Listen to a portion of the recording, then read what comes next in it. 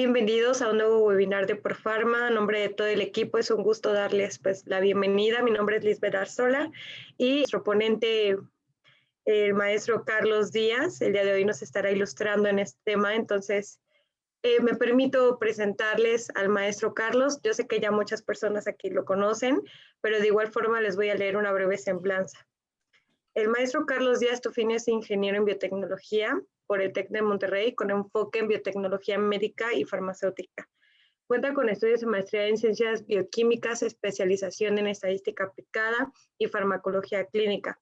Sus líneas de investigación se enfocan en estructura y función enzimática, fármacos biotecnológicos y métodos estadísticos aplicados a las ciencias médico-biológicas.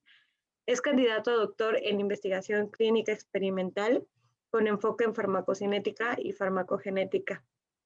Él también es profesor del Departamento de Bioingeniería del TEC de Monterrey, Campus Ciudad de México, y tiene experiencia activa en investigación, capacitación y consultoría para terceros autorizados de bioequivalencia y biocomparabilidad, organizaciones de investigación por contrato e industria farmacéutica, así como en proyectos de emprendimiento en ramas biotecnológicas. Colabora con la agencia regulatoria COFEPRIS como experto técnico en estadística y biocomparabilidad analítica y como miembro de los subcomités mexicanos del Códex Alimentarios FAO y OMS. Cuenta con certificaciones en profesionalización docente y con los estándares de competencia Conocer, ESE 076 y ESE 0217, y entre otras distinciones, fue seleccionado como joven líder en biotecnología por Albiotech. Es embajador estadístico de la Asociación Estadística Americana y ganador del Premio Canifarma 2019 en la categoría de investigación clínica. Pues bien, como siempre es un gusto tenerlo aquí en un webinar más de Profarma. Maestro Carlos, sea bienvenido y pues le cedo la palabra. Muchas gracias, Liz, por la presentación. Muchas gracias a Profarma también nuevamente por la oportunidad de compartir con ustedes temas muy interesantes y que, como verán, también me apasiona platicar con ustedes e interactuar con todos ustedes que son expertos. También me emociona mucho saber que somos más de 200 personas conectadas en esta ocasión, que estamos compartiendo estos temas en común y un tópico que pues yo diría es ahorita como la papa caliente, ¿no? Es un tema bastante interesante que está en el tintero tanto de la regulación como de los expertos técnicos y por supuesto de todas las personas que estamos relacionados con la industria farmacéutica y los terceros autorizados. Pues bueno, así ya como me presentó Liz, hoy vamos a platicar un poco sobre cuestiones de bioequivalencia. Vamos a hablar específicamente sobre, pues digamos, un panorama general de qué pasa con la parte farmacológica, la estadística y un poquito de la regulación al respecto de estos temas de intercambiabilidad y bioequivalencia. Y bueno, pues siéntanse también con toda la confianza de hacer alguna pregunta a través del chat, o pueden también escribir a través de la sección que tenemos de questions and answers, de preguntas y respuestas, para que podamos ir interactuando por esa vía y que sea un poquito menos acartonado, ¿no? Aprovechando estas herramientas en línea, pues creo que es muy útil poder utilizarlas y también tener retroalimentación de ustedes en tiempo real. Y pues bueno, vamos a dar inicio entonces. Este tema realmente es una de las grandes, digamos, logros que hemos tenido en México ya históricamente. México se ha desempeñado y se ha desenvuelto de manera ya histórica en este tema, y creo que eso es algo que hay que reconocer y que ahorita lo iremos comentando. Y bueno, también me gustaría saber la opinión de muchos de ustedes, que veo que aquí ya son expertos o que han trabajado en temas de bioequivalencia, y pues tratar de ir desentrañando algunos de estos temas importantes en el área, ¿no? Y algo de lo que tenemos que partir y que, bueno, ya sabemos todos nosotros, es este embudo clásico de las moléculas, desde que se descubren hasta que llegan a un ambiente real, ¿no? Lo que le llamamos que vayan del bench del laboratorio al bedside, al lado de la cama del paciente, y todas estas, digamos, todo el transcurso que tiene que sufrir una molécula desde que se descubre hasta que llega a la aprobación, ¿no? Y Ya una vez llegando a la aprobación, pues tenemos una protección, afortunadamente por una patente, que se discute mucho al respecto del tema del patentamiento, si estimula o no la innovación, si es necesario o no, que bueno, también aquí veo que tenemos expertos en propiedad intelectual y en cuestiones de patentamiento. Pero bueno, esto es también una de las grandes temas que se tienen que discutir en la bioequivalencia, que es, bueno, una vez que una molécula llega a ser aprobada, tiene cierto tiempo en los cuales tiene una protección de la patente, ¿no? Una vez que esto vence, habitualmente después de 20 años de que se registra la molécula ya con un uso conocido, pues bueno, entran ahora sí al juego estos medicamentos que ahora les llamamos genéricos, ¿no? Antes llamados también intercambiables, genéricos intercambiables, que bueno, ahora les vamos a llamar los medicamentos bioequivalentes o que llegan a optar por un estatus de ser equivalentes biológicamente de acuerdo a ciertas pruebas. Estas pruebas son de alguna forma pues unas pruebas simplificadas, unas pruebas que se han hecho a la imagen y a tratar de resumir el desarrollo, de manera que pues una experiencia larga de al menos 10 o 20 años, ¿no?, de una molécula puedan ser ya agrupadas y puedan ser, digamos, simplificado en una prueba básicamente farmacocinética, ¿no? Y ahí es donde estamos nosotros centrados en el tema de la bioequivalencia. Me detuve un poco en este concepto porque es una discusión que hasta en las mejores familias ocurre, ¿no? Decir si las pruebas de bioequivalencia son pertenecientes a la fase 1 o a la fase 4 del desarrollo en las fases clínicas, porque sabemos que en la fase 1 pues tenemos nosotros básicamente una exploración farmacocinética, ¿no?, de la farmacocinética humana, y llegando a la fase 4, pues es cuando tenemos habitualmente solo el monitoreo de farmacovigilancia y obviamente la experiencia de la vida real que tenemos ya con las moléculas, ¿no? Sin embargo, tenemos ahí nosotros pues un salto cuántico entre que estamos solo explorando estas primeras fases en el desarrollo de la molécula. Después, en la fase 2, sabemos que ya empezamos a hacer una exploración del área terapéutica, empezamos a buscar fijar la dosis, obviamente en una cohorte pequeña de pacientes, en una cohorte limitada de pacientes, y una vez que ya logramos eso, entonces saltamos a la fase 3, donde la cohorte de pacientes se amplía y entonces empieza a hacer ya una confirmación terapéutica de la molécula, ¿no? Básicamente, ya llegando a fase 4 es cuando, incluso, por ejemplo, en la FDA se permite ya la aprobación, algo que le llaman el NDA, ¿no?, el New Drug Approval, donde ya una vez que está aprobada el fármaco se puede vender, se puede empezar a distribuir y entonces llega a una fase 4 de desarrollo. Pasado entonces el tiempo en esta fase 4 y una vez que vence o expira su patente, es ahí donde entran todos estos competidores a tratar de ir compitiendo por una posición en el mercado, básicamente, con una molécula que sea igualmente eficaz y segura, ¿no? Y la gran pregunta, y aquí viene el tema de la bioequivalencia que normalmente nos hacen este cuestionamiento, es, bueno, ¿y cómo sabemos, cómo aseguramos que esto sí sea de esa forma? Y realmente para lo que tenemos que nosotros, y por lo que centro yo este webinar realmente en la cuestión farmacológica, es porque tenemos que hablar de farmacocinética, ¿no? Partimos de varios supuestos en la bioequivalencia y eso es algo muy interesante. Básicamente, en la bioequivalencia partimos de una molécula que ya es muy bien conocida en cuestión de su seguridad y de su eficacia, que eso no lo cuestionamos, y que dado que estamos hablando de una molécula pequeña que puede ser caracterizada exhaustivamente desde una perspectiva analítica, pues bueno, la formulación, la forma farmacéutica y la forma en la que se prepara esta formulación es la única diferencia que podríamos tener realmente en la cuestión del producto final que se va a entregar al mercado, ¿no? Entonces, dado que, y se ha explorado mucho y tenemos muchos expertos en este país que han discutido con expertos a nivel internacional en qué es lo que ocurre realmente de este paso de la molécula, es decir, del principio activo, ya hacia la formulación o el producto farmacéutico, el producto medicinal que se va a vender en la farmacia, pero realmente hay un proceso de formulación.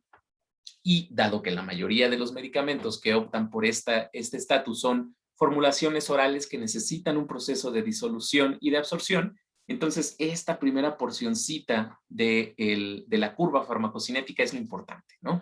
Y el resto es historia, porque finalmente el metabolismo, si estamos hablando que es exactamente la misma molécula químicamente hablando, pues podríamos esperar que fuera igual, incluyendo pues sus etapas de distribución hasta llegar a la eliminación, ¿no? Y entonces por eso la farmacocinética es básicamente pues uno de los grandes brazos de la bioequivalencia, pues porque es de donde nosotros echamos mano para poder asegurar que dos productos son equivalentes biológicamente, es decir, bioequivalentes, ¿no? Ahorita no los voy a asustar mucho ni los voy a marear tanto con fórmulas, pero bueno, tenemos muchos modelamientos matemáticos detrás en el área de la farmacocinética.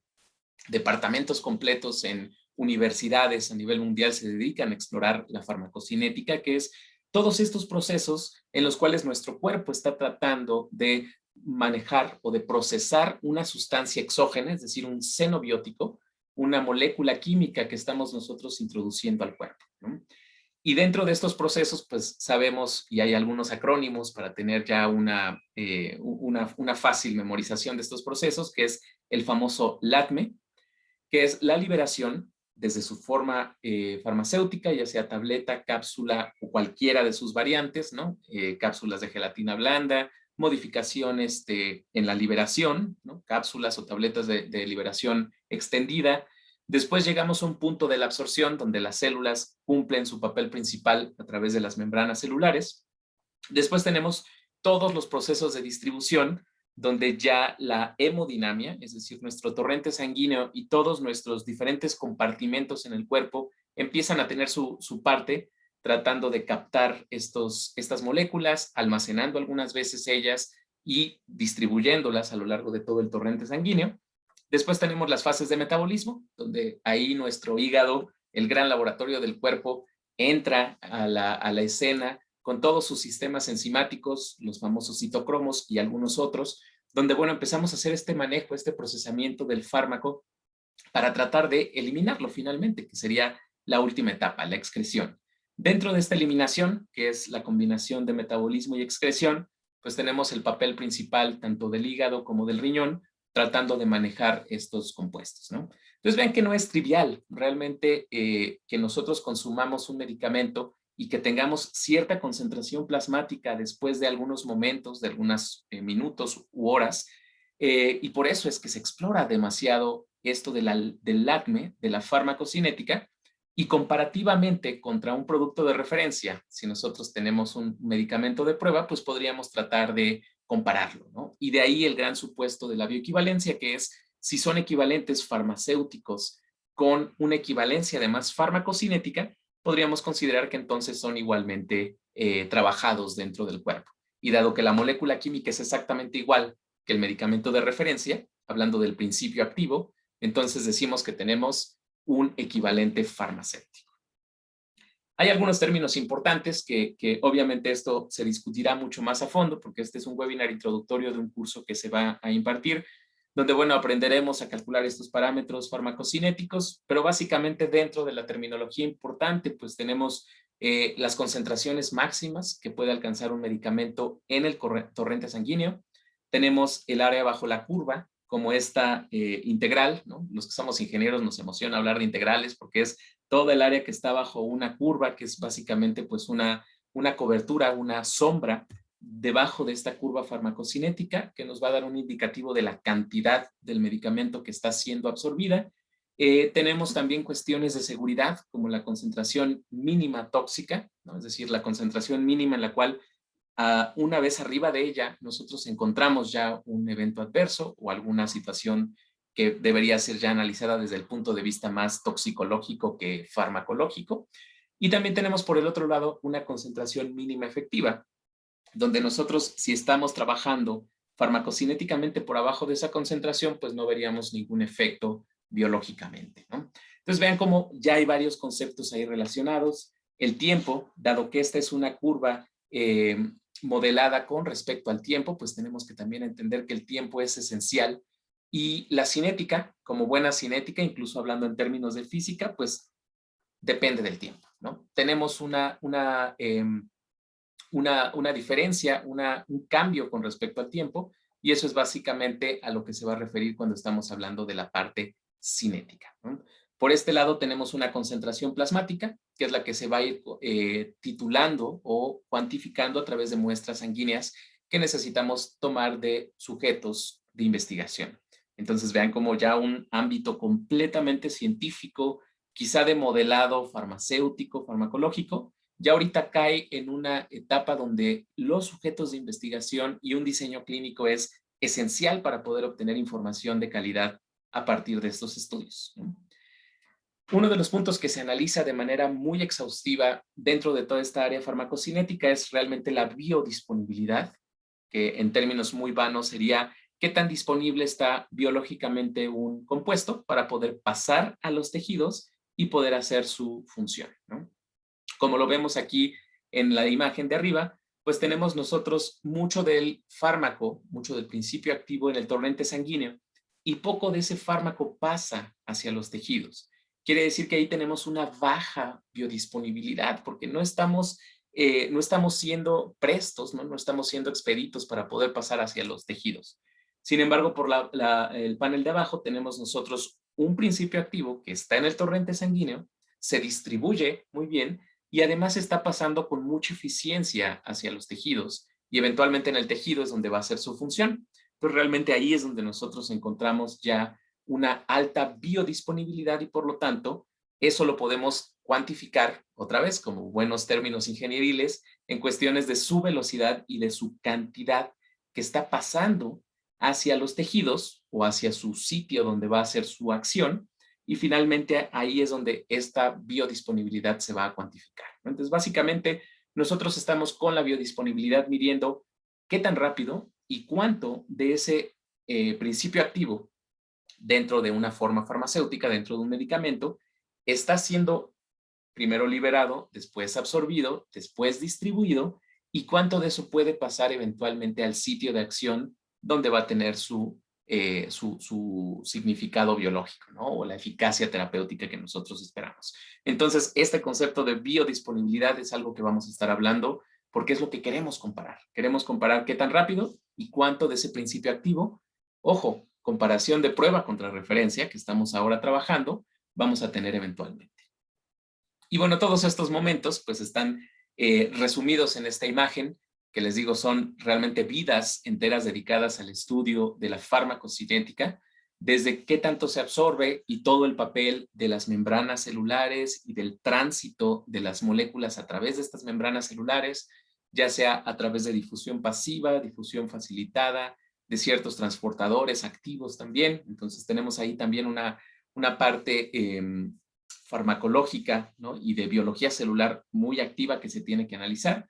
Una vez pasando a la sangre, pues tenemos este equilibrio también entre el fármaco libre y fármaco que está unido a proteínas y por ello también vemos en toda la información para prescribir de los medicamentos esta unión a proteínas como un detalle muy importante que a lo mejor en el ámbito médico pues no nos dice mucho, pero cuando hablamos de la farmacología básica del medicamento, pues sí es esencial que nosotros podamos cuantificar cuánto de este fármaco está pegado a nuestras proteínas plasmáticas. Hablamos de albúmina, de alfa-glicoproteína o de algunas otras especies proteicas en nuestro plasma, porque una vez el fármaco estando libre va a poder irse a varios destinos, ya sea a metabolizar en el hígado o en algunos otros tejidos metabólicos para generar sus metabolitos que eventualmente regresan a la sangre para ser después excretados, ya sea vía renal, vía materia fecal, ¿no?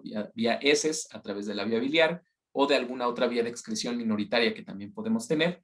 Podemos tener depósito de ese medicamento, ya sea en hueso, en tejido adiposo, y que bueno, algunos tejidos también son afines a cierto tipo de moléculas, y ahí podemos tener almacenamiento importante, pero lo que más nos importa es esto que está en morado, en esta flecha, que es que llegue a su sitio de acción y que genere un efecto farmacológico, ¿no?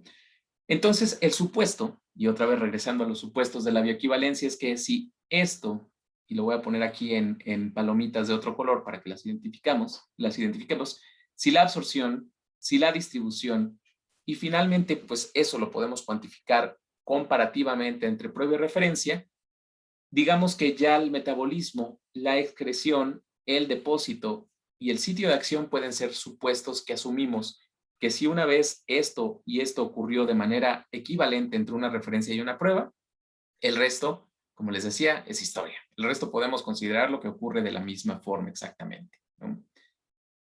Hay algunos fenómenos biológicos interesantes también, donde llegamos a ver en el modelamiento farmacocinético casos de recirculación enterohepática, ¿no? Donde tenemos este famoso efecto donde nosotros a través del metabolismo, ya en el hígado, por ejemplo, podemos tener el metabolismo. El metabolismo lo que hace es regresar hacia el tracto intestinal y podemos tener algunas modificaciones químicas o transformaciones químicas a través de la flora intestinal donde generamos otra vez el principio activo, ¿no? Es decir, esto ocurre a través de ciertos pasos metabólicos, principalmente reacciones de conjugación, pero digamos que estamos jugando un poquito como a la recirculación, como a la ruleta, donde una vez que el torrente sanguíneo una vez el metabolismo creyó que ya se había deshecho de ciertos componentes, estos regresan al intestino y en el intestino tienen cierto procesamiento metabólico, ¿no? Este procesamiento metabólico entonces genera otra vez el principio activo que puede volver a hacer función y que puede volver a ser también cuantificado en el plasma y que tendría entonces un ciclo que puede ser visto, de hecho, de manera muy gráfica a través de curvas farmacocinéticas clásicas, ¿no? De aquí también surge otra rama muy interesante de la farmacología que hace 10 años, digamos, no se hablaba mucho de ello y que en los últimos 5 o 7 años ha empezado a ser también un boom desde el punto de vista científico, que es la farmacometabolómica, ¿no? Y el microbioma relacionado con la farmacogenómica. Es decir, cómo todos estos puntos de interacción, por ejemplo, metabólicos, pueden ser también puntos en los cuales nuestra propia flora intestinal, nuestra propia microbiota, puede estar generando este tipo de reacciones, ¿no? Y se ha asociado que, por ejemplo, con ciertos antidepresivos o con ciertos medicamentos antihipertensivos, específicamente en mexicanos tenemos una gran población que consume antihipertensivos, cómo nuestra microbiota puede estar generando este tipo de ciclos, ¿no?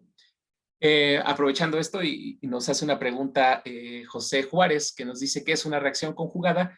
Hablamos de conjugaciones metabólicas, donde en lugar de transformar a la molécula químicamente, lo que hace el metabolismo es adicionar algunas moléculas que habitualmente están relacionadas con la excreción, ¿no?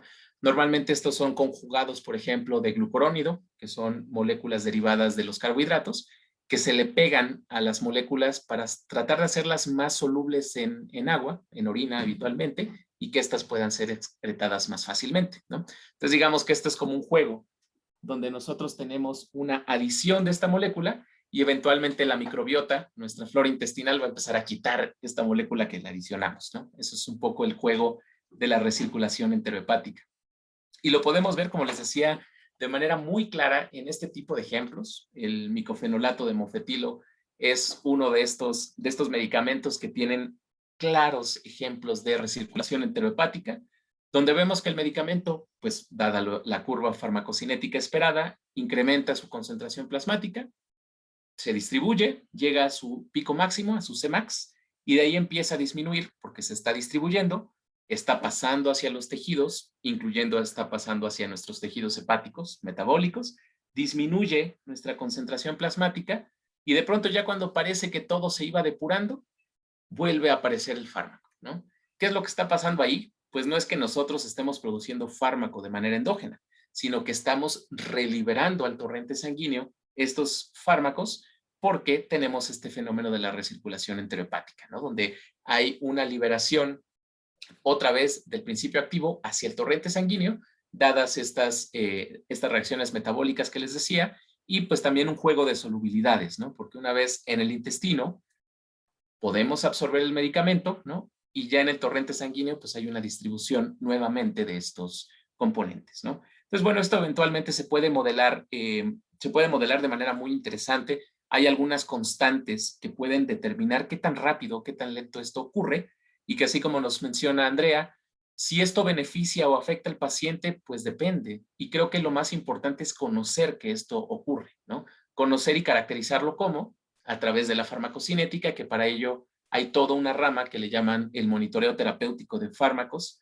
donde dependiendo de ciertas subpoblaciones o de ciertos tipos de pacientes, por ejemplo, pacientes hepáticos, podemos nosotros ir determinando en quiénes y en qué razón o con qué constantes, ¿no? Para todos los que son químicos, esto de las constantes resuena bastante en la terminología química, porque son constantes químicas que tendrían que ser determinadas, ¿no? No es necesariamente bueno o malo, más bien necesita ser conocido. Y una vez que se conoce, pues entonces podemos moderar esto para que eventualmente esto no afecte en los ciclos de tratamiento de los pacientes, ¿no? Hay algunos fármacos que sufren de este efecto, hay algunos otros que no, y no nos tenemos que preocupar por caracterizarlo. Bueno, ahora la pregunta del millón, ¿qué pasa con la forma farmacéutica? ¿La forma farmacéutica afecta o no a la farmacocinética? Y la respuesta es un rotundo sí, ¿no? Tenemos formas farmacéuticas de liberación inmediata, donde realmente están hechas para que la liberación sea muy rápida, incluida la absorción. Tenemos algunas fórmulas donde se modifica la liberación para que pase ciertos tractos intestinales, ciertos trayectos, perdón, intestinales dentro del tracto gastrointestinal del humano y que ya en porciones, por ejemplo, tardías, empiece su liberación, ¿no? Fármacos que son especialmente sensibles ya sea al ambiente salival o al ambiente de la cavidad oral o al ambiente estomacal, principalmente ácido. Y bueno, podríamos esperar entonces a que estas formulaciones ocurran o se liberen más bien dentro de ya porciones, por ejemplo, del intestino delgado, ¿no? Algunas otras formulaciones donde la liberación está planeada para ser extendida y entonces que empiece a ocurrir esta liberación no de una forma drástica, sino de una forma muy paulatina a lo largo de todo el tracto gastrointestinal, ¿no? Aquí los farmacéuticos son los que nos apoyan muchísimo a los farmacólogos para decir, bueno, vamos a hacer una formulación que lleve este proceso y entonces la farmacocinética, como estas tres curvas farmacocinéticas, nos dirán específicamente cuáles son los puntos o los tiempos que se tienen que considerar, ¿no? Entonces vean qué tan importante es que un cambio en la formulación podría cambiar cómo se ve la forma de la gráfica farmacocinética, ¿no?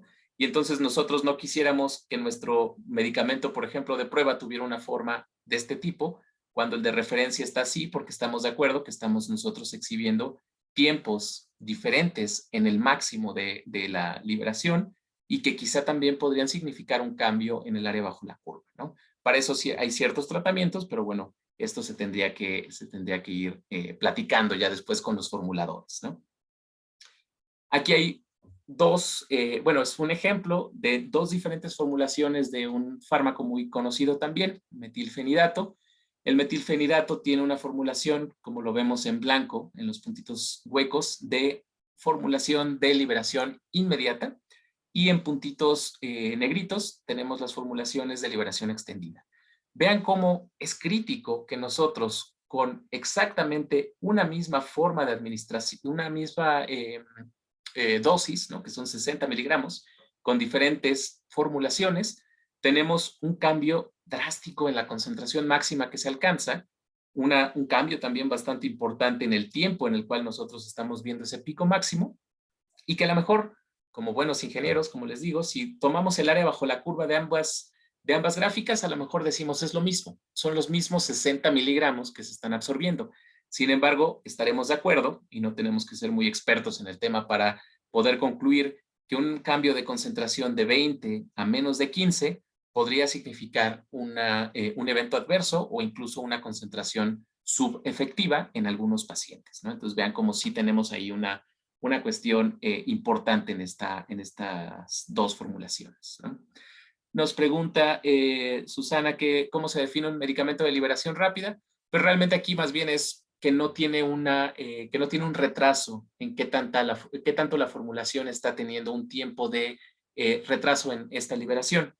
Si nosotros vemos, por ejemplo, en estas formas farmacéuticas que les explicaba hace rato, la de en medio tiene claramente un tiempo de latencia, ¿no? O que también le llamamos un T-lag, un tiempo en el cual estamos nosotros presentando un retraso en iniciar la absorción, ¿no?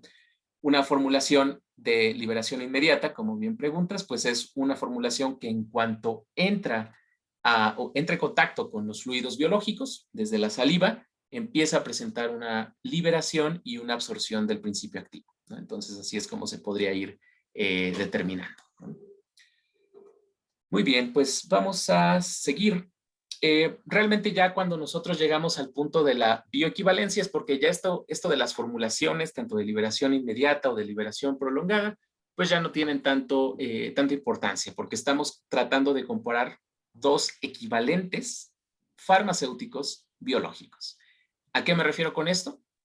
Dos formulaciones diferentes, una de prueba y una de referencia, pero ojo, que tienen exactamente la misma forma farmacéutica, ambas de liberación inmediata o ambas de liberación prolongada, la misma forma farmacéutica en términos también de si es cápsula, si es tableta, si es solución, si es suspensión, el mismo principio activo analíticamente caracterizado con una alta fidelidad y la misma dosis. 60 miligramos, 60 miligramos, ¿no? Entonces no nos tenemos que preocupar como preguntan acerca de si los dos picos o si un pico con metilfenidato, porque los dos tendríamos que esperar que exhiban o un pico o dos picos, ¿no? Y esto es básicamente lo que tendríamos que ir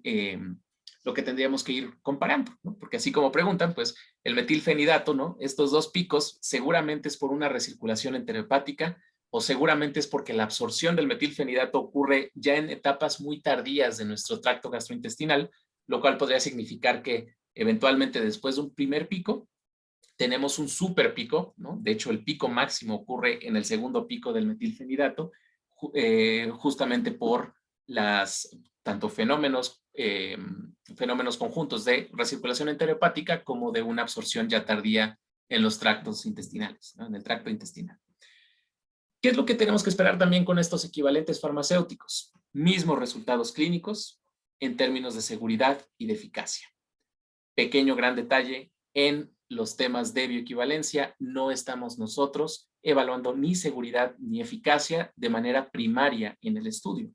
Y eso es uno de los puntos, digamos, flacos de la bioequivalencia, que podemos de alguna forma, pues digamos, justificarlos, ¿no? De alguna forma científica, pero bueno, que tenemos que considerar que es una desventaja de este tipo de diseños, ¿no? Y también, lo que sí es que tenemos que esperar perfiles de concentración plasmática, es decir, perfiles farmacocinéticos equivalentes, ¿no? ¿Cómo los vamos a comparar? Pues graficando contratiempo sus concentraciones plasmáticas, calculando esto que les decía de la biodisponibilidad, velocidad y cantidad absorbida entre formulación de prueba y formulación de referencia, y una vez que los comparamos, estadísticamente, por eso el tema de este webinar es realmente un poquito de farmacología, un poquito de estadística y un poquito de regulación, o un muchito de regulación de estadística y de farmacología en cada fase, pero bueno, al final sí necesitamos estos tres brazos o los tres componentes para poder llegar a esta conclusión. ¿Cuál es la conclusión entonces? Biodisponibilidad comparativa, estadísticamente probada, genera la bioequivalencia, ¿no? ¿Qué pasa con una bioequivalencia o cuando llegamos a un estatus de bioequivalencia? Dos medicamentos que quedamos ya definidos con la misma dosis, misma formulación, mismo principio activo, que tienen además parámetros farmacocinéticos comparables, ¿no? Es decir, Cmax principalmente y el área bajo la curva, los dos parámetros de velocidad y absorción que hablamos ahorita, que sean estadísticamente comparables, ¿no? O que sean, como dice su nombre, equivalentes, ¿no? Nos pregunta Diego Flores que los perfiles de qué son perfiles farmacocinéticos, perfiles de concentración plasmática contratiempo, que lo que van a hacer es generar el cálculo o habilitarnos a los farmacocinéticos al cálculo de Cmax y del área bajo la curva, ¿no? Tenemos entonces algunos criterios estadísticos que ya empezaré a hablar de ello, que es un comparativo, ¿no? Si nosotros dividimos 1 sobre 1, ¿no? O 10 sobre 10, tenemos que esperar que nos dé 1, ¿no? Pero ¿qué tal si esa Cmax no es exactamente igual? ¿Podríamos esperar diferencias? La respuesta es sí, ¿no? Y estas diferencias son claras porque nosotros estamos comparando dos formulaciones diferentes. Prueba y referencia, fabricante 1, fabricante 2. Fabricante 1, que generó la referencia, tiene ya 20 años de experiencia. El fabricante 2, que está apenas por optar por un estatus de genérico, de bioequivalente, pues apenas está generando esta formulación. Entonces, ¿podría tener diferencias? Sí. Lo que tenemos que esperar es que no sean diferencias clínicamente significativas, ¿no? Y entonces de ahí se definió desde hace muchísimo tiempo, hablo de años ya, de unos 40, 50 años, se definió que clínicamente, para que fuera relevante una diferencia entre medicamentos, tenía que ser mayor o menor al 20%. Es decir, un intervalo de 80 a 120%, si el 100% es la perfección, entre 80 y 120, si no se nos pasa nuestro intervalo, quiere decir que los medicamentos de prueba y referencia son considerados equivalentes. Ojo, no estamos hablando de igualdad, estamos hablando de equivalencia, que en cuestiones estadísticas nos habla de algo que, como dirían por ahí los famosos, ¿no? No es lo mismo, pero es igual. Estamos hablando de una equivalencia estadística que no necesariamente indica que sean exactamente iguales, ¿no? Sin embargo, aquí tenemos uno de los truquitos estadísticos más famosos, que es la transformación de variables. ¿Para qué transformamos la variable? Pues para tratar de darle un poquito más de normalidad a los datos, ¿no? Y si recuerdan en sus clases de estadística, la distribución normal era una de las distribuciones más utilizadas para cualquier tipo de análisis de datos y básicamente es uno de los supuestos del modelo estadístico que nosotros trabajamos. Y para ello necesitamos transformar logarítmicamente nuestros datos, ¿no? Es decir, estos datos de concentración contra tiempo se les aplica un logaritmo, ya sea logaritmo base 10 o logaritmo natural, y estos límites, dado que estamos transformando los datos, se hacen un poquito asimétricos. Entonces, en lugar de ser 80-120, como los definieron clínicamente hace 40 o 50 años, ahora quedarían en 80 y 125%. De ahí surge la asimetría de los intervalos de confianza, del intervalo de confianza, de nuestros límites del intervalo de confianza en la bioequivalencia por la transformación logarítmica, que obviamente de esto pues podríamos hablar horas y horas, ¿no? Que es uno de los puntos también más interesantes de esto. Todo esto está regulado, al menos aquí en México, por la NOM 177 SSA1 del 2013, que es una actualización de la primera norma que se emitió en 1998. Tuvimos una actualización en el 2013 y que, bueno, básicamente esta norma, como les pondré aquí, pues es la que nos regula todas las pruebas, tanto de bioequivalencia, de biodisponibilidad comparativa, de intercambiabilidad, con cualquiera de esos propósitos, que ahorita definiré un poquito, y también las pruebas de biocomparabilidad, que a los que están en el tema de los biotecnológicos, de los medicamentos biotecnológicos, llamados biosimilares en Estados Unidos, pues la biocomparabilidad también está incluida en esta norma del 2013, ¿no? ¿Qué es lo que nos regula esta NOM? Pues básicamente el diseño de los estudios, el diseño del protocolo de investigación, la conducción del estudio y qué laboratorios están habilitados para hacer estas pruebas. Y dentro de esta norma, dentro de estos laboratorios habilitados, que es básicamente la regulación que rige a estas figuras de los terceros autorizados. ¿Quiénes son los terceros autorizados? Para los que no estén familiarizados con ello, pues son unidades que se habilitan una vez que cumplen al pie de la letra esta regulación, la norma 177, y que son habilitados como una extensión de la COFEPRIS, específicamente de la CAYAC, de la Comisión Analítica y de Ampliación de Cobertura, que es básicamente un brazo de la COFEPRIS, donde estas unidades están haciendo las pruebas de intercambiabilidad que COFEPRIS finalmente no tendría pues ni el tiempo ni la infraestructura para hacerlo, para conducir todas estas pruebas de todos los medicamentos que quisieran optar por un estatus de genérico. Entonces, lo que se hizo ya desde hace bastantes años, ya más de 20 años, es habilitar estas unidades, que son laboratorios privados, para fungir como un tercero autorizado que está haciendo estas pruebas por la agencia regulatoria, ¿no? Una vez hecho esto, el tercero autorizado, tanto en la parte clínica como analítica, dentro de las unidades analíticas incluimos el componente estadístico, firman un dictamen donde se asegura y se avala a través de esta unidad que cumple al pie de la letra la norma 177 y obviamente todas las regulaciones necesarias en cuestión de investigación clínica y de la parte analítica también para la validación de los métodos y las cuestiones farmacopeicas, para que se asegure que esta prueba de bioequivalencia o de intercambiabilidad o de biodisponibilidad comparativa está siendo avalada por todos los criterios que exige la regulación mexicana, ¿no? Tenemos ahí un tema que la verdad de las cosas, pues tampoco yo tendría una respuesta y seguramente muchos de los que están aquí tienen esas dudas. Hemos tenido en los últimos meses, básicamente en las últimas, en el último periodo del año, ¿no? En estos primeros 6 meses, algunas NOMs de emergencia, algunos posibles cambios que hay en la norma. Y pues sí, eventualmente ¿Esto podría impactarnos en el futuro? Sí, no lo sabemos aún. Sin embargo, a la fecha todavía los terceros autorizados siguen siendo la vía principal en la cual un medicamento podría optar por un estatus de genérico. Se prepara este sometimiento dentro del sometimiento para este estatus y bueno, a través de eso entonces se asegura a la entidad regulatoria que basado en la norma 177, nosotros tenemos un medicamento equivalente biológicamente contra un medicamento de referencia, ¿no? Ahí hay muchos detalles al respecto de quién es el medicamento de referencia, cómo consultarlo, pues todo eso está disponible gracias a lo que COFEPRIS emite, ¿no? Ahora, pasando un poquito ya a los temas estadísticos, pues tenemos que tener una prueba de hipótesis, como toda buena estadística, y la pregunta es, ¿cómo asegurar que esto realmente sea equivalente? Les decía, no igual, equivalente con respecto a un medicamento de referencia, ¿no?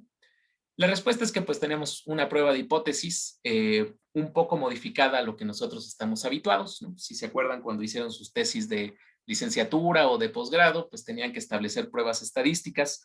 Estas pruebas estadísticas habitualmente era una hipótesis nula y una alternativa. ¿Qué pasa en la bioequivalencia? Que tenemos nosotros una modificación. Lo que estamos aquí incluyendo es que la hipótesis nula, que si se acuerdan su maestro de estadística, y entre ellos me incluyo, siempre les decía que la hipótesis nula es la igualdad. Pues aquí al revés, la hipótesis nula me va a dar la bioinequivalencia, ¿no? Primer detalle de los más importantes en la estadística de bioequivalencia. La hipótesis alternativa entonces me va a dar la bioequivalencia. ¿Por qué? Porque yo estoy diciendo, la bioequivalencia es si piso el 80 o si piso el 125 que ahorita les definí, estos límites, y hacia afuera de esos intervalos, yo voy a decir que son bioinequivalentes. Es decir, un medicamento que su cociente, ¿no?, o la comparación me da 80, ya para mí es bioinequivalente. Si me da 125, o si pellizca el 125, ya para mí es bioinequivalente. Los bioequivalentes tienen que ser menores al 80, bueno, mayores al 80 y menores al 125, es decir, van a estar dentro de ese intervalo. Entonces vean cómo la modificación de la prueba estadística, de la prueba de hipótesis en bioequivalencia, es bien importante porque de ahí entonces va a basarse todo lo que es la estadística de bioequivalencia, ¿no? ¿De qué va esto? Pues finalmente nosotros tenemos ese intervalo, como les decía, un intervalo que es fijo y que es prácticamente inamovible, ¿no?, salvo algunas honrosas excepciones que ahorita platicaré un poquito, pero bueno, basado en ese 80 y en ese 125 que les hablé, si caemos en cualquiera de estos puntos intermedios, estamos seguros en un ambiente de bioequivalencia. Si pisamos el 80 y hacia abajo, o si pisamos el 125 para arriba, entonces estaríamos nosotros en el terreno de la hipótesis nula, ¿no? Por eso en cursos iniciales de estadística, la bioequivalencia realmente no se toca como un tema principal porque es justo lo contrario a lo que nosotros esperamos en las pruebas de hipótesis de la estadística convencional, ¿no? Y finalmente, pues tenemos también dentro de los otros diseños de estudios clínicos, que no voy a entrar mucho a detalle en eso porque es tema de otro curso de bioestadística, es que tenemos también hipótesis de no inferioridad, de superioridad, de equivalencia, no de bioequivalencia, ¿no? Tenemos algunos márgenes, por ejemplo, de no superioridad o de inferioridad incluso que quisiéramos nosotros tocar y que pues con todo esto también se transforma la prueba estadística de bioequivalencia y se modifican también, por supuesto, los cálculos necesarios para ello, ¿no? Basado en eso tenemos básicamente dos errores que son así como nuestros errores necesarios, ¿no? Yo les digo que más bien, más que tratar de minimizar el error es saber que el error existe y tenemos que aprender a vivir con él, ¿no? Y eso es algo que los estadísticos hacemos muchas veces y tratamos como de tomarlo en buena onda, ¿no? En buena lid para tratar de vivir con ellos. Tenemos realmente una decisión que tomar cuando hacemos las pruebas de bioequivalencia y una de ellas es aceptar la bioinequivalencia cuando eran bioinequivalentes. La respuesta es, pues estamos en zona segura, estamos nosotros tomando una conclusión correcta, ¿no? Si aceptamos la bioequivalencia cuando realmente eran bioequivalentes, tenemos una conclusión correcta también. ¿Qué pasa entonces en esos otros dos cuadritos? Pues son las zonas así como problemáticas para los estadísticos. Tenemos una decisión de bioinequivalencia. Alguien firma un dictamen y dice esto es bioinequivalente. pero resulta que sí era bioequivalente. Estamos ante un error, que es un error que le llamamos beta o tipo 2, que es, digamos, el papá de la potencia estadística, ¿no? Es de donde surge realmente este concepto del statistical power en inglés, que no me gusta traducirlo a mí como poder estadístico, más bien me gusta llamarlo potencia estadística, que es realmente qué tan cierto soy yo o qué tan certero estoy yo de que no dije que fueran bioinequivalentes cuando sí son bioequivalentes. Un error. El otro error, que ojo es el más grave, es que yo acepte bioequivalencia cuando realmente los medicamentos son bioinequivalentes. Y a ese error le voy a llamar el error tipo 1 o alfa. Ese error tipo 1 o alfa de aceptar bioequivalencia y firmar un dictamen de bioequivalencia cuando no lo era, pues realmente a quien está afectando es al paciente, porque no va a tener la misma farmacocinética y por lo tanto no va a tener exactamente la misma función, ni su seguridad, ni su eficacia, ¿no? Por el otro lado, el error tipo 2 o el beta, ¿no? Lo que me va a decir es pues que yo voy a firmar una bioinequivalencia cuando sí lo eran, y realmente ahí puede ser un error de diseño, puede ser un error de conducción, puede haber algunos detalles dentro de toda la dinámica de la conducción del estudio que me conduzcan a esta conclusión. Y finalmente, yo estoy declarándolo desde el inicio. Yo digo, me puedo equivocar, y ahí les va como la reglita de dedo, me puedo equivocar a un 20% en esta decisión, pero solamente un 5% en esta decisión.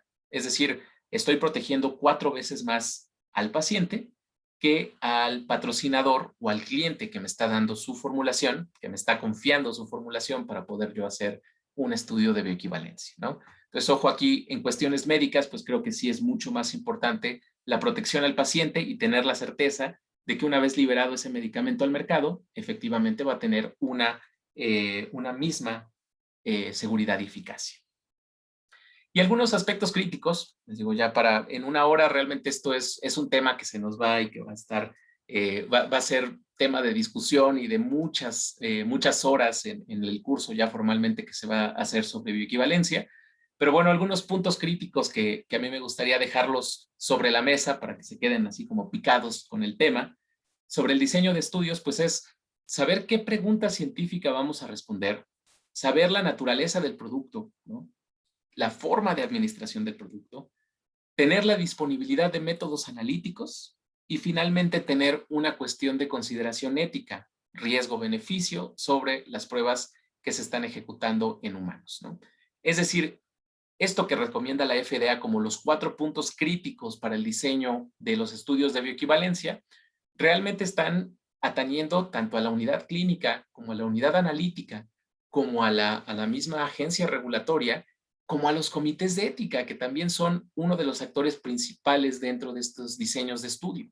Tenemos que tener en consideración que hay un riesgo, por supuesto, de conducir este estudio, pero también hay un gran beneficio, ¿no? Y este riesgo contra beneficio es lo que se tiene que poner en la balanza, y también por eso comunidades de intercambiabilidad y de bioequivalencia, pues tenemos grandes discusiones y una retroalimentación constante con los comités de ética y de investigación, quienes van a asegurarse que todo lo que nosotros fundamentamos en un diseño de estudio clínico de bioequivalencia es riesgo-beneficio aceptable para conducir la prueba, ¿no?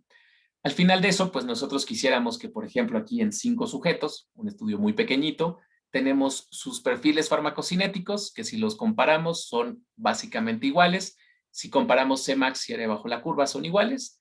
Y de ahí tenemos algunos conceptos importantes, como qué tanto varía el fármaco cuando yo lo tomo hoy, cuando lo tomo mañana y lo tomo pasado mañana, es decir, la variabilidad intrasujeto dentro de mí mismo. Y por otro lado, la variabilidad intersujeto. Conceptos estadísticos sumamente importantes que de hecho son temas a considerar para cuando se diseñan los estudios y se calcula el tamaño de muestra, también uno de los puntos más álgidos dentro de la discusión de estos protocolos, porque la variabilidad intrasujeto pues va a atañir al propio sujeto, ¿no? Sujeto 1 tiene su propia variabilidad intrasujeto. Sin embargo, la variabilidad intersujeto pues va a ser este comparativo entre el sujeto 1, 2, 3, 4 y 5, ¿no? ¿Cómo se diseñan los medicamentos? Pues realmente se diseñan siempre pensando en la variabilidad intersujeto, ¿no? Y en tratar de hacer algo poblacionalmente hablando. O sea, todos en mexicanos, todos los estudios en población japonesa, en chinos, en caucásicos, Pero eventualmente eso también ya a través de la farmacogenómica está siendo investigado y tratar de ver cómo podríamos caracterizar primero esta farmacogenómica, controlar esta variabilidad intra y potencialmente la intersujeto y tratar de diseñar, ¿por qué no?, una medicina realmente personalizada, ¿no? Una terapia personalizada basada en esas variabilidades, que bueno, eso por supuesto queda muy por fuera de un propósito o un objetivo de un estudio de bioequivalencia, pero que es algo que los que hacemos este tipo de estudios, pues podemos empezar a pensar, ¿no? Tratar de generar este tipo de datos en mexicanos. Otro de los puntos importantes es pues cómo seleccionar estos tiempos de muestreo y tratar de hacer un muestreo plasmático suficiente, pero mínimo, ¿no? Para que no tengamos que estar tomando tanta sangre de los sujetos de investigación, para que sea, por supuesto, mucho más seguro. Tratar de hacer una caracterización completa de esta curva para que sea también factible comparativamente la curva de prueba contra referencia ser evaluadas. Y por supuesto que la evaluación sea completa, ¿no? Que no tengamos puntos faltantes ni en la eliminación, ni al principio en la absorción o en la distribución, y por supuesto no perder puntos de selección en la Cmax, ¿no? Dentro del diseño experimental, pues teníamos lo que les comenté, el tamaño de muestra como uno de los principales puntos a tratar. Tenemos fármacos con mucha variabilidad que nos van a requerir un tamaño de muestra muy grande, entonces para eso también hay algunas estrategias. Tenemos por otro lado fármacos que tienen un estrecho margen terapéutico, donde si nosotros superamos un poco o disminuimos un poco la concentración plasmática o esa ventana terapéutica, podríamos empezar a presentar eventos adversos, ¿no? Y eso también es algo que se tiene que considerar en estos estudios y por supuesto cuando se emite un dictamen de bioequivalencia entre dos productos de estrecho margen. Hay ciertos detalles estadísticos que se tienen que considerar ahí. Clásicos diseños de estudio, pues el cruzado, el paralelo, el replicado, son diseños básicos y que bueno, se tienen que discutir con la parte clínica para ver cuál es el tiempo de lavado necesario entre cada periodo, por ejemplo, de un diseño cruzado, por qué de preferencia realizar un diseño paralelo con algunos fármacos de vida media larga, pues todo eso es algo que se tiene que sentar uno dentro del equipo clínico a platicar con ellos, ¿no? Y a saber cuáles son las necesidades y por supuesto cuál es el riesgo mínimo, tanto para el sujeto, primeramente, como para el estudio en segundo lugar, ¿no? Hay algunos medicamentos que requieren ser de dosis múltiples, entonces, bueno, pues tenemos ahí un requerimiento importante, ¿no?, de medicamento y de muestreo plasmático. Hay algunos otros estudios que se requieren realizar en pacientes, principalmente los medicamentos oncológicos, que realmente su función de los oncológicos es ser tóxicos para la célula y no podemos dar eso a un sujeto sano. Riesgo-beneficio, otra vez, sería inaceptable. Entonces, tendríamos que conducirlo, este estudio de bioequivalencia, de un oncológico en pacientes con cáncer, ¿no? ¿Qué tipo de cáncer? ¿Cuál es la indicación? Cuestiones del reclutamiento, todo eso pues sería algo que se tiene uno que sentar a platicar con el investigador principal y con la parte clínica. Y finalmente la aleatoriedad. Recordemos que estamos nosotros trabajando en un ámbito bien interesante de los estudios clínicos que le llaman en inglés los RCT, RCTs, Randomized Clinical Trials, los estudios clínicos aleatorizados. Estamos controlando, como podrán ver aquí, prácticamente todo, menos el medicamento y al propio sujeto, por supuesto, ¿no? Pero estamos controlándoles la dieta, la cantidad de agua que consumen, incluso hasta ciclos de sueño algunas veces, tiempos de lavado, el día y la hora de administración. O sea, estamos haciendo un control muy estricto, muy exhaustivo en este estudio clínico, para que con un tamaño de muestra muy pequeño, realmente muy pequeño, hablo de 20, 25, 26, 30, 40 sujetos quizá, digo, hay estudios por supuesto más grandes, pero hablemos en general en promedio de unos 30, 32 sujetos. Con ese tamaño de muestra tan limitado, nosotros podríamos tener realmente un buen resultado, ¿no? Pero la aleatoriedad y el control de estas variables es esencial, ¿no? En cuestión de la variabilidad de los fármacos, pues bueno, aquí tenemos este tipo de casos donde un fármaco puede tener una variabilidad muy pequeña, ¿no? Y hablamos de muchos fármacos ya comunes y muy bien conocidos, donde con un tamaño de muestra mínimo de 12 sujetos, quizá, podríamos nosotros tener nuestra aprobación de un bioequivalente. Sin embargo, Hay algunos otros donde su variabilidad es muy grande, quizá por cuestiones genéticas, quizá por cuestiones metabólicas o de farmacocinética propiamente, pero también a lo mejor porque la molécula es complicada, ¿no? Y ahí los farmacéuticos también levantan la mano y dicen, oye, ¿qué pasa con clasificaciones farmacéuticas, por ejemplo, en la clase 4, ¿no? de solubilidad y de solubilidad y de permeabilidad complicada? ¿Qué pasa con algunos clase 3? ¿No? Tenemos ahí nosotros este tipo de cuestiones donde sí, efectivamente, el fármaco se va a portar, digamos, caprichosamente al momento de ser absorbido, y eso también puede mostrar diferencias en la farmacocinética, ¿no? Al final de todo, pues lo que buscamos es que estos equivalentes farmacéuticos muestren pues un comportamiento muy parecido a esto que estamos viendo aquí entre morado y amarillo, ¿no? Donde una prueba contra una referencia, en este caso la prueba 2 contra una referencia, muestren un perfil farmacocinético similar.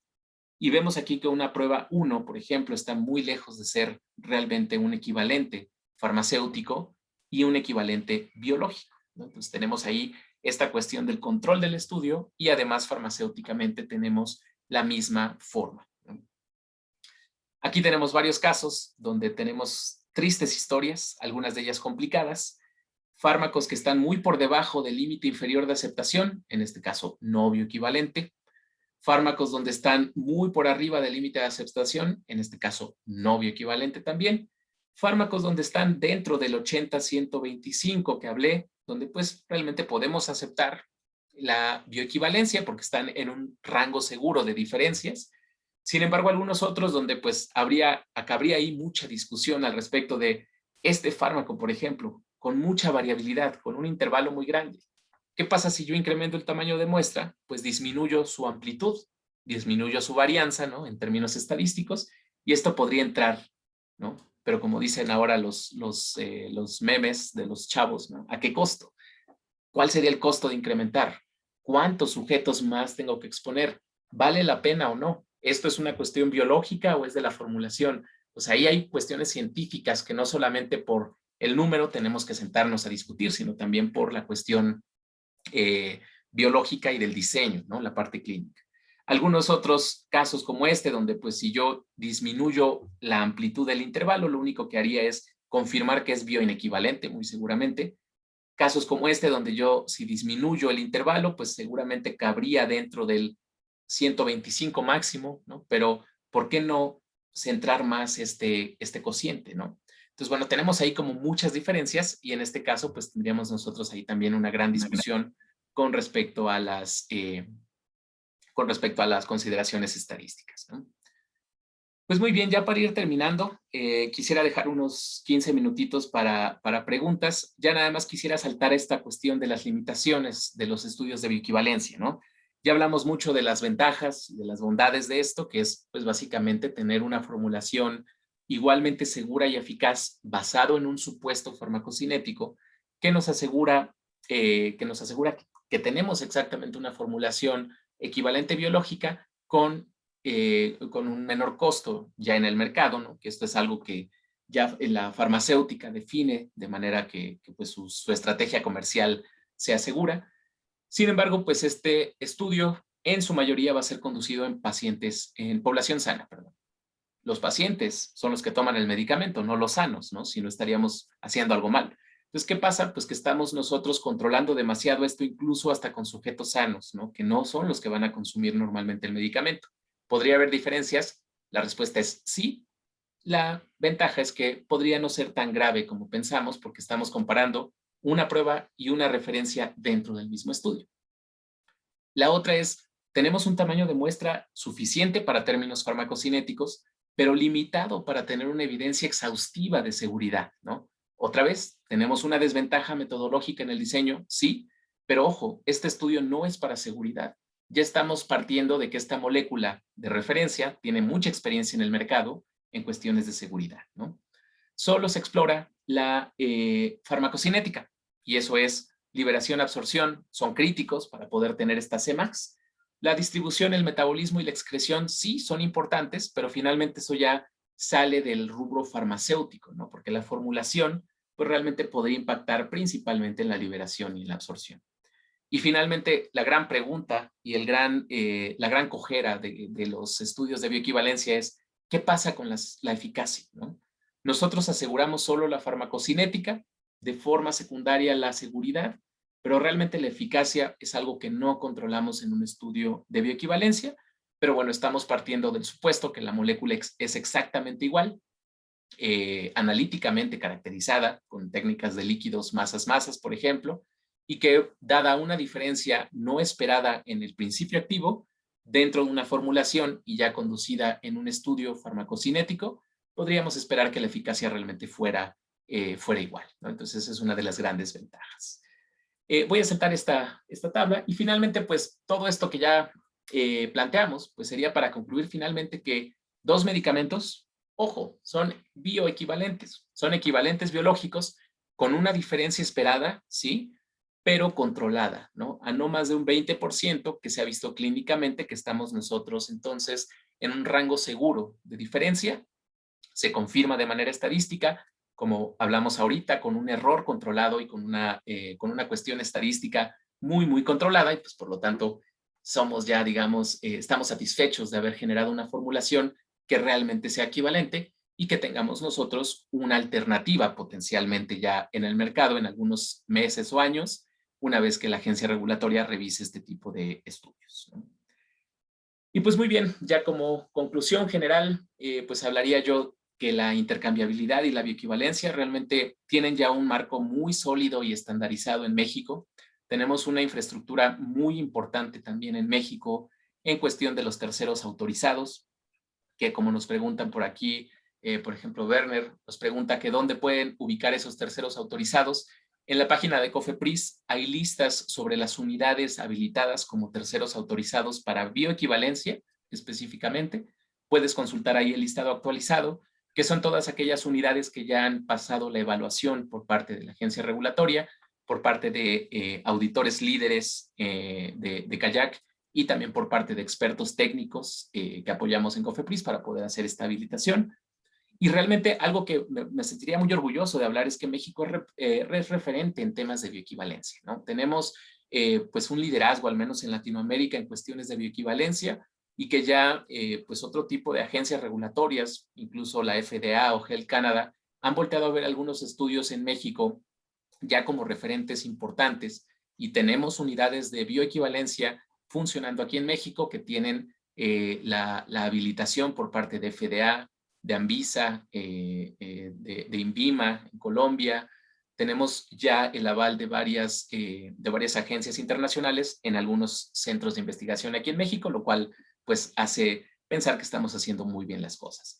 Y finalmente, pues una felicitación a los más de 250 que estamos conectados en este webinar, porque es indispensable que haya recursos humanos bien capacitados en temas de bioequivalencia. Como habrán visto, la bioequivalencia no solamente es hablar de farmacéutica y ya, sino tenemos que hablar tanto del ámbito farmacéutico, de la química farmacéutica, como también de la farmacología, de regulación. Tenemos que tener expertos regulatorios, expertos en patentamiento, expertos en métodos analíticos, en temas estadísticos, en la parte clínica.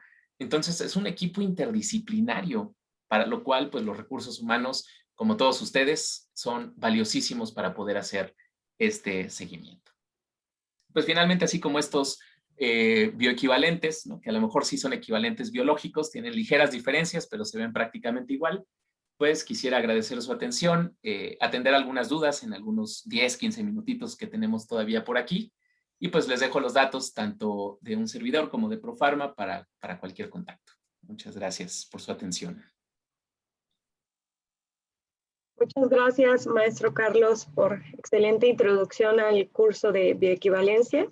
Espero que, bueno, muchísimos ya se estén inscribiendo y considerando revisar el temario. Vamos, como usted bien dice, a resolver algunas preguntas en unos 10 minutos. Son muchísimas y son bastantes, pero algunas me parece que usted ya las respondió durante la ponencia. Entonces, voy a leerle algunas que están en el chat. Comenta María del Pilar Alatorre, ¿por qué para la bioequivalencia de medicamentos con liberación modificada se tiene que realizar el estudio en condición de ayuno y alimentos? Interesante pregunta. Hola, Pilar. Gracias por tu pregunta. Realmente aquí es una consideración regulatoria y científica. De hecho, todas las agencias regulatorias lo piden así, porque en liberación modificada lo que se espera es que justo haya una influencia de la condición de alimentación dentro del régimen de administración. En la mayoría de los estudios, los que piden para bioequivalencia se conducen en ayuno cuando son de liberación inmediata, porque realmente pues es cuando dicen tómese antes de los alimentos, ¿no? O consúmase a la hora que quiera, no tenemos como una cuestión ahí importante de tiempo por la administración de alimentos. Sin embargo, en liberación modificada, como estamos hablando ya de un periodo a lo mejor de 3, 4 horas, se espera que ya haya influencia de alimentos antes o después. Y dado que algunos de estos medicamentos de liberación modificada, por ejemplo, empiezan a tener absorción en el tracto intestinal, ya en intestino delgado, ¿no? O en porciones ya avanzadas del intestino delgado, podría haber una influencia cuando se revuelve con el bolo alimenticio, ¿no? Con el quimo o con el kilo. Entonces ahí ya podríamos empezar a tener diferencias importantes y que dado que hablamos ya de fármacos como los clase 4 o clase 3, por ejemplo, donde la permeabilidad podría estar restringida. Entonces sí es bien importante que tengamos nosotros esta consideración de que tanto en ayuno, es decir, con ningún alimento, como en condiciones de alimentación, junto con una dieta, a veces la dieta es especial incluso, ¿no? Altamente calórica, con mucha grasa, por supuesto, depende del medicamento. Esto podría estar influyendo en una diferencia farmacocinética. Por eso se considera importante, además de otro tipo de medicamentos que necesitan darse en alimentación, por ejemplo, como los antidiabéticos orales, ¿no? Donde pues darle en ayuno a a una persona sana un medicamento antidiabético que disminuye la glucosa sanguínea, pues sería prácticamente un error. Entonces, en este tipo de casos, más los de liberación modificada son los que requieren esta prueba. Ok, gracias, maestro Carlos. También pregunta Alfredo Martínez, la extensión de la prueba de bioequivalencia para otras concentraciones, ¿cómo se debe evaluar? Eh, es importante la pregunta. Esto de la bioextensión normalmente requiere de dos componentes importantes. Uno es que tengamos farmacocinética lineal, es decir, que si nosotros incrementamos la dosis del fármaco, la Cmax incremente y de manera lineal, ¿no? Si tenemos dosis de 20, de 40, de 80, por ejemplo, miligramos, que la Cmax pueda ser caracterizable de manera lineal, ¿no? Hay algunos fármacos que exhiben una cinética, una farmacocinética no lineal, ¿no? Algunos asintótica, un poquito como curvas de cinética enzimática, ¿no? Como la de Lang-Weaver-Borg, donde si nosotros incrementamos la concentración, se va a ir haciendo asintótico el comportamiento o no lineal. Y ahí ya no perdemos el control de hasta qué punto podría ser importante un cambio de dosis, ¿no? Entonces necesitamos asegurar, uno, que el medicamento tenga una farmacocinética lineal, o hasta qué rango de concentraciones sigue siendo lineal. Y dos, se tiene que evaluar la concentración más alta habitualmente, ¿no? Mientras sea seguro para el sujeto sano dar la concentración más alta del medicamento, se puede hacer esta concentración en bioequivalencia en sujetos sanos y de ahí para abajo buscar la extensión exactamente con una proporcionalidad en la formulación, ¿no? Que eso es también importante y ahí los colegas farmacéuticos nos ayudan mucho a calcular eso para que si nosotros hacemos la bioequivalencia en 80 miligramos, se pueda bioexentar la de 40 y la de 20, por ejemplo, una vez que se hizo esta proporcionalidad de los excipientes. Maestro Carlos. Tenemos otra pregunta de un espectador anónimo. Cuando en un estudio de bioequivalencia el tercer autorizado elimina a un sujeto de estudio, ¿en qué nos afecta dentro del estudio? ¿Afecta a mi estadístico? Y de ser así, ¿cómo lo afecta? Uf, es un punto importante también y pues yo que estoy desenvuelto en esta parte de la estadística de los estudios, eliminar sujetos sí afecta. Sin embargo, tenemos que asegurarnos que esta eliminación no ocurra por puro criterio de análisis, ¿no? De análisis estadístico, hablo yo. Eh, Sujetos eliminados pueden ocurrir, incluso a veces hasta por seguridad se eliminan los sujetos, ¿no? Cuando vemos que presenta algún evento adverso y por seguridad se remueve del estudio, porque a lo mejor el sujeto ya no quiere participar una vez iniciado el estudio, se tiene que remover por cuestiones éticas, por supuesto. Sin embargo, dada esta situación que es común que ocurra, ¿no? Ahora con estas cuestiones de la pandemia, pues de pronto llega a haber casos positivos de COVID y tenemos que eliminarlos. pero habitualmente ya para eso se calcula un excedente que habitualmente es un 10-20% de sujetos que pues normalmente incurren en esta práctica, ¿no? Entonces, si tenemos, no sé, 40 sujetos, que con esto respondo un poco la pregunta que nos hace también un poco antes Carmen, ¿no? La bioequivalencia pues habitualmente se puede investigar, como les decía, en promedio en unos 30 sujetos, 36 sujetos.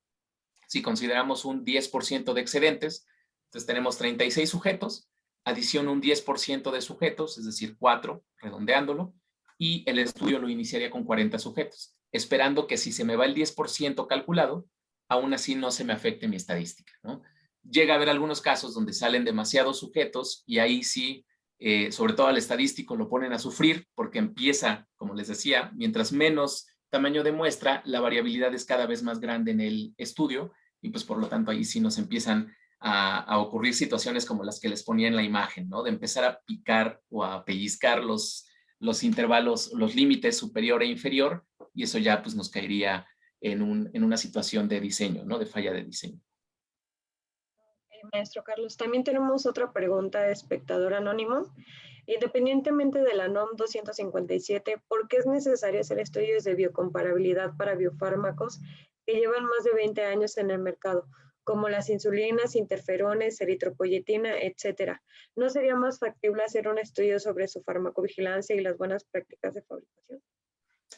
Muy buena pregunta y también bastante polémica. Eso ya estamos hablando de un término de biocomparabilidad, ¿no? Porque estamos hablando ya de medicamentos biotecnológicos.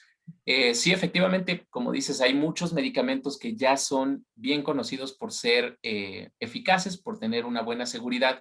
Sin embargo, algo que requiere la NOM, ¿no? Y regresando otra vez a esta NOM que también aplica para los términos de biocomparabilidad, la farmacocinética es importante, ¿no? Y dado que sería, digamos, como un poquito no común hacer un estudio de farmacocinética con un medicamento biotecnológico, más bien lo que se explora es la farmacodinámica, con algún marcador subrogado, ¿no? Entonces, sí se está requiriendo ahorita justamente porque una vez que entra la NOM 177 en 2013, empieza a exigir a estos medicamentos que ya tenían historia en el mercado, pues confirmar la eficacia, ¿no? Sigue siendo, digamos, un requisito regulatorio para asegurar que realmente, a pesar de que en seguridad sean iguales, también lo sean en eficacia, porque no pasaron por ninguna prueba farmacocinética estas insulinas y estos interferones probablemente, ¿no? Previo a la norma. Entonces, por esa razón creo que sería como lo más discutible, ¿no? Y debatible. Gracias, maestro Carlos. Y bueno, también preguntan... Bueno, tenemos algunos comentarios en el chat que me gustaría leer también. Reinaldo José nos dice que quisiera felicitarlos primero por el webinar y segundo por el avance de México en materia clínica y regulatoria. En Venezuela existe un listado de moléculas a las cuales deben presentarse estudios de bioequivalencia de forma obligatoria. Para los otros productos farmacéuticos basta con presentar un estudio de perfiles de disolución entre el innovador y el genérico. Perfecto. Muchas gracias por tu comentario. Sí. Perdón. Perdón, Perdón, maestro. Nos acompañan desde Venezuela y nos dan buenos comentarios.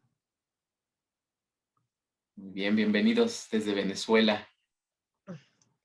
Quisiera también leer, perdón, una de los comentarios que ahorita estoy revisando y muchísimas gracias por todos los comentarios y las notas que hacen por aquí. Hay comentarios, algunos de ellos interesantes, por ejemplo, con la exploración de pruebas in vitro, ¿no? Lo que le llamamos ahora la IBIBC, que es In Vitro In Vivo Correlation, que es la correlación de los estudios in vitro, por ejemplo, perfiles de disolución con los estudios in vivo, que son en específico las pruebas de bioequivalencia. Ya hay algunas exploraciones al respecto, ¿no? Y de hecho, otra vez, es el estímulo a que nosotros, comunidades de bioequivalencia, empecemos a explorar eso, porque también hay terceros autorizados, que no los mencioné en este listado, pero bueno, hay terceros autorizados también habilitados para pruebas de disolución, de perfiles de disolución, donde podríamos nosotros también, como preguntaban ahorita, hacer una bioexención de manera que fuera aceptada por la regulación sanitaria, por COFEPRIS. Y sí, ya hay algunos intentos, digamos, donde se sabe que algunos fármacos, por ejemplo, clase biofarmacéutica 1, que son de buena permeabilidad y buena solubilidad puedan tener una bioexención y que son además correlacionables in vivo in vitro bastante fácil, ¿no? Que con una prueba de disolución comparativamente se puede trabajar con una bioequivalencia y de ahí pues hacia adelante, ¿no? Podemos hacer cambios en la formulación y podemos ir haciendo diseños de experimentos con cambios en la formulación para tratar de, evitando la prueba de bioequivalencia, asegurar con un perfil de disolución que esto que sí es equivalente, ¿no? Entonces sí, muy buena pregunta y creo que es bastante relevante. Excelente. También, bueno, nos comenta Violeta Márquez, duda, ¿en su opinión bioequivalencia entra en fase 1 de los estudios clínicos? Ups, como les decía al inicio, esto pasa hasta en las mejores familias, ¿no? Yo diría que como propósito o con el objetivo clínico, la bioequivalencia sí debería estar incluida en una fase 1 porque es solo exploración farmacológica, ¿no? Solo la exploración de la farmacocinética. Ya si uno lo encuentra como en temporalidad, la bioequivalencia realmente está después de la fase 4, ¿no? Entonces, sí, yo más bien nombraría que el estudio de farmacocinética con intención de bioequivalencia es completamente de fase 1, ¿no? Aunque es post comercialización, digámoslo así. Ok, maestro Carlos. También pregunta Javier Pérez, la justificación del cálculo de muestras se hace mediante fórmulas. Muchas veces he visto que no se hace. ¿Se permite? Pues aquí la cuestión práctica es que si no tiene mucho sentido este cálculo de tamaño de muestra, el protocolo va a resultar prevenido por la sección de protocolos de la agencia regulatoria, específicamente de CAS. Entonces, autorización sanitaria va a prevenir ese protocolo por cuestiones del tamaño de muestra. Sin embargo, de manera muy práctica, ya hay algunos tamaños de muestra que digamos que son esperados, ¿no? Cuando se tienen moléculas ya muy conocidas. Antes, por ejemplo, antes de que entrara la NOM del 2013, te pedían como mínimo 24 sujetos en las pruebas de bioequivalencia, ¿no? Que era como lo mínimo que se solicitaba. Entonces, pues básicamente digamos que el cálculo cuando te daba menor a 24 sujetos era poner, voy a usar 24 sujetos más el excedente, ¿no? Voy a justificarlos. Ahorita ya justificar incluso 24 sujetos, que antes era lo mínimo, ya necesita un cálculo, ¿no?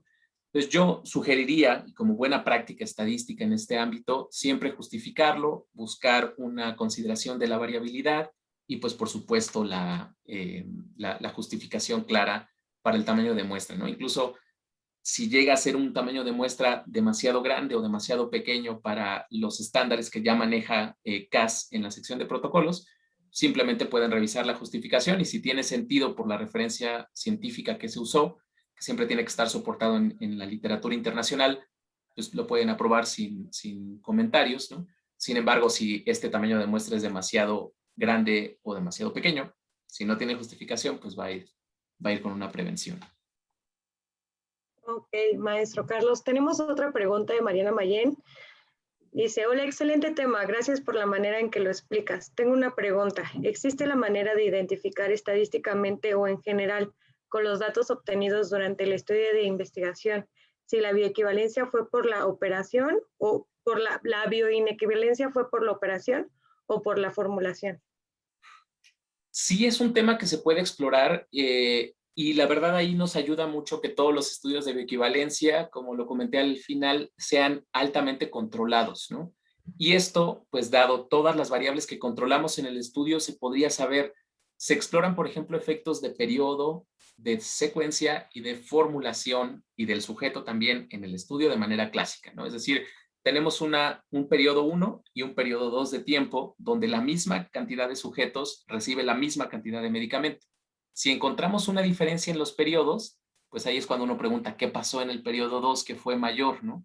No es fácil asumir o no es fácil explicar este tipo de diferencias y ahí es cuando decimos, bueno, ¿qué pasó? A lo mejor hubo no sé, nos pasa mucho aquí en la Ciudad de México, ¿no? Que hubo un sismo, que todos los sujetos se preocuparon y entonces la adrenalina y bla, bla, bla. Bueno, ahí puede uno hacer las hipótesis fisiológicas y que queramos, ¿no? Y farmacológicas que queramos. Pero realmente sí se puede asociar eso, dado que tenemos un alto control de todas las variables, ¿no? Incluso cuestiones, por ejemplo, de muestras, ¿no? Que se llegan a degradar. Bueno, ¿qué pasó en la fase 2 del estudio que no pasó en la fase 1? Pero si no tenemos, digamos, una asociación clara de estas diferencias y si no tuviéramos este control, pues ahí sí no podríamos no podríamos deberlo a la conducción del estudio, ¿no? Y por eso los estudios de bioequivalencia son muy nobles en ese sentido, que van tan bien controlados siempre, que en caso de haber alguno de estos efectos, se puede destacar en la estadística porque se hace un análisis de varianza de la prueba.